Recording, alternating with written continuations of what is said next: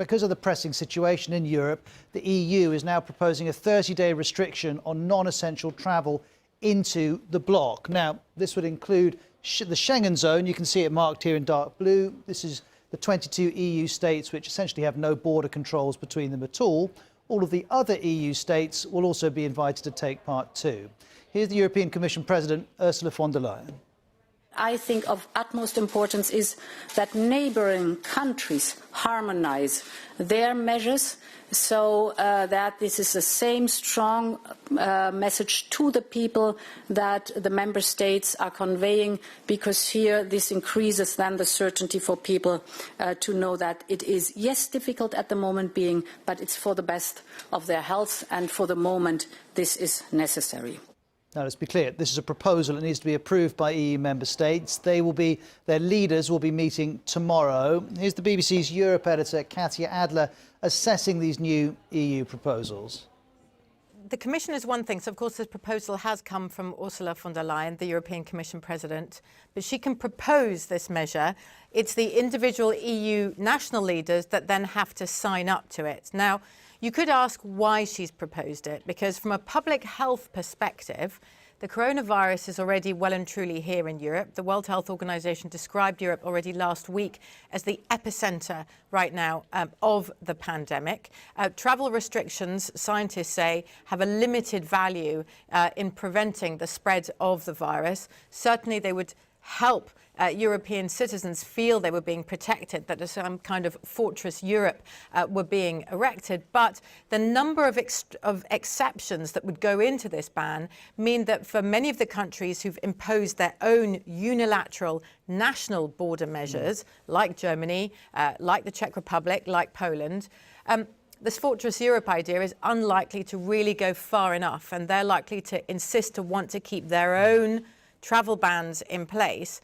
And that goes against one of the real reasons behind the Commission proposal, and that is to provide a Europe-wide response to the coronavirus, also for public relations reasons, because many are those right now who say, look, here's another crisis like the migration crisis, where it turns out that European Union, not really. It's every country for themselves. And the Commission wants to say, no, we really do act together and there's no need to impose these border restrictions. The Commission is also worried about the big impact on the Eurozone, not only the huge pressures already in place on big economies, Italy, Spain and France, but also the fact that as individual countries inside the European Union impose those border restrictions, you have lorries blocking at the border. It is slowing down the free movement of goods that's so important inside the single market. So, it's also these political reasons and economic reasons that are pushing for this travel ban. But that list of exceptions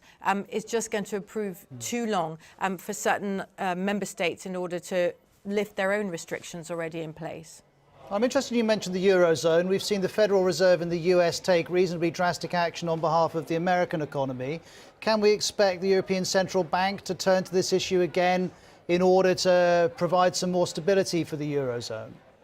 Well, do you remember Mario Draghi, the former president of the ECB? He became famous and the markets reacted very quickly when he says, we'll do whatever it takes. The markets haven't really heard that message from Christine Lagarde loud enough. She's the current president of the ECB. The ECB did come out with a whole package of measures last week, but some countries like France, Emmanuel Macron says it wasn't enough and he wants more. And when you look at the Eurozone, it is going to need help. Traditionally, when you look at Italy, Italy was always judged too big to fail. Well, it is groaning already under the strain of the coronavirus. It is going to need help. The Eurozone is going to need help. And so we are expecting to hear more measures that will be taken. It is one of those situations where, the European Union is an artificial construct. It's something that many in the EU really believe in.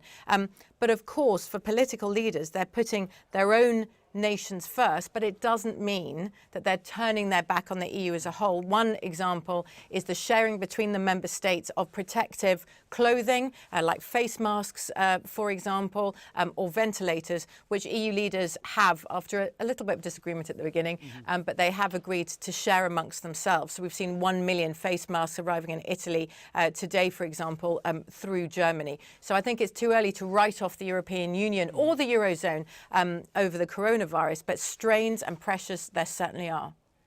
Now, let's be clear, individual European countries have already either completely or partially closed their borders. I've highlighted some of them: Russia, Georgia, Hungary, Serbia and Germany. And let's hear more about Germany. Here's Jenny Hill in Berlin. The border closures, the government would argue, are partial. These are the borders with France, Switzerland and Austria, and long queues have built up at the land borders this morning after those controls were introduced. Put simply, anyone without a valid reason for travelling will be turned away. Exemptions are for goods vehicles, people bringing freight backwards and forwards, and also for commuters who will, we're told, have to prove that they're going to and from their place of work. Next, we're going to focus on Spain. It's imposed a partial lockdown on the 47 million people who live there. This is part of a 15-day state of emergency. People are being barred from leaving home except in certain circumstances. We also got these pictures coming in earlier. They're showing the military helping to disinfect train stations. They're also working in supermarkets too.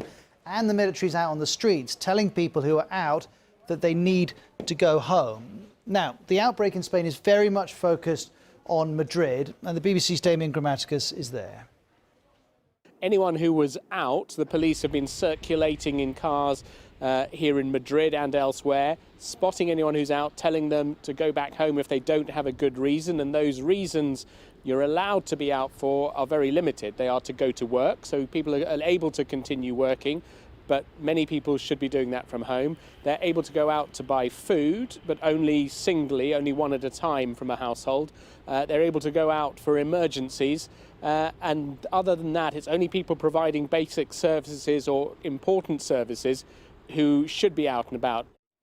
Well, Spain's hospitals are now telling patients who have the coronavirus that they can't be admitted unless their symptoms are very serious. And that's leading to a number of very distressing cases, like one that was illustrated in a BBC report. And I can show you these pictures earlier, showing us a Spanish woman who had just lost her husband to the virus. She also has it, but doctors have told her she has to go home and rest. She can't be admitted because they say she's not sick enough.